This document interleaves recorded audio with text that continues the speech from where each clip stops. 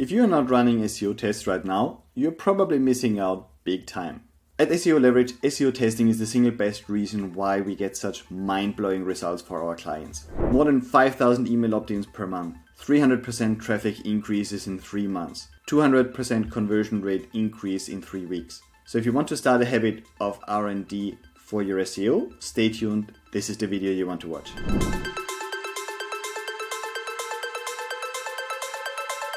You can't do SEO testing if you don't know what to test. If you're looking for ideas on what you could improve in your SEO, check out the video section of this channel and don't forget to subscribe, because here you're going to find the best testing ideas. You might be asking yourself, isn't everything in SEO already in the SEO tutorials and courses? Does Google tell us what they want us to do in the Google Webmaster Guidelines? The short answer is yes and no. Google wants to make Google users happy. And the way they do this is by providing the most relevant answer to their search queries. Don't get me wrong, the Google Webmaster Guidelines are a good start. And if you're interested in learning SEO, most of the SEO tutorials you're going to find are worth spending time on. But Google's algorithm is really complex. Every single search query you type into Google is going to trigger a different layer system of algorithms inside Google in order to come up with the best search result. And it's just not possible that the best practices summarized in a specific SEO course or guideline are going to apply for all cases out there. At SEO Leverage, we are constantly working on 30, 40 different projects at any given time. Those projects are in a variety of industries, from e-commerce, Shopify, membership sites, lead generation, big corporations, local car repair shops and brick and mortar businesses. So believe me when I say that what works on one side not necessarily will work on another one. It's more. Chances are that something that absolutely doesn't work on one side might give another one a 20-30% boost almost instantly. You have to do the testing though. If you're with me so far, please give me a thumbs up on this video or like the posting you see this in order to make sure that we know you're there and you're really engaged with this video and you like what you're hearing. Let's dive into my multi-step process on how I do SEO testing. Step number 1, measuring. You can't test or improve what you don't measure. So make sure that first of all you establish what is the status quo and express it in numbers that you can actually track over time when you perform the test. Metrics might be impressions, clicks, click-through rates, average positions, conversion rate, you name it, something that you can express and track in numbers, and that where it's really reasonable to expect that this is going to change with the test you do. Step number 2, URL selection. SEO testing is done in order to minimize the risk, because when you have a site that performs at a certain grade, you don't want to make major changes in case they impact you in a negative way. So you pick a sample set of URLs, ideally not the ones that make you earn your money every day, but also not the ones Google completely ignores because they don't like what is on those pages, unless this is part of the thing you want to actually test. Pick a set of URLs that are reasonably doing well, but where your business doesn't depend upon them, and see if you can get some changes there. Step number 3, pick a time frame.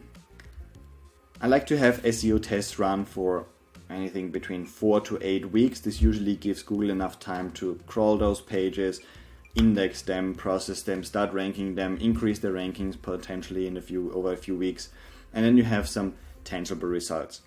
Make sure that you account for peak periods in your business. If you're selling Christmas baskets, for example, December might not be the ideal month in order to run a test where you then want to compare the data with November or potentially October. Account for peak periods or try to avoid them if at all possible. Step number 4, implement. Implement the change you want to test.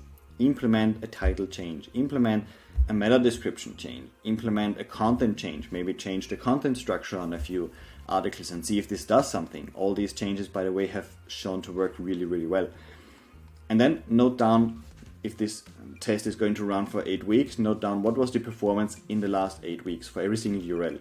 So you can then compare to the 8 weeks testing period. Our app here at SEO Leverage does this automatically, so you just have to paste in a sample set of URLs and our clients are getting the evaluation from our app specifically. If you don't have an app, you don't want to do this with an application, you can also do this on a spreadsheet, but then you have to just go one by one and make sure you get the details out of Google Search Console and Analytics.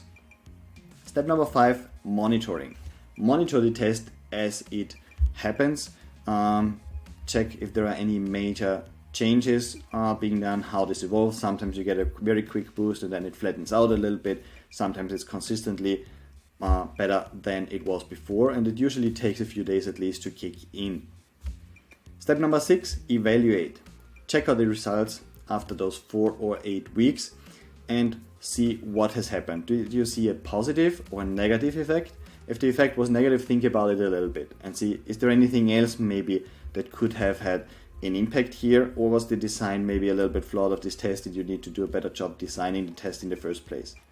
If it's positive, you definitely want to try to repeat the test in order to make it more valid, and ideally expand the sample set a little bit. So if you tested with 5 URLs, you might want to pick 10. If you tested with 10, you might want to pick 15 or 20 in the second round and see if you can repeat the positive impact again. Once this is proven, then you can consider a site-wide rollout, or at least more conservatively try to expand more and more the URLs you implement this change on.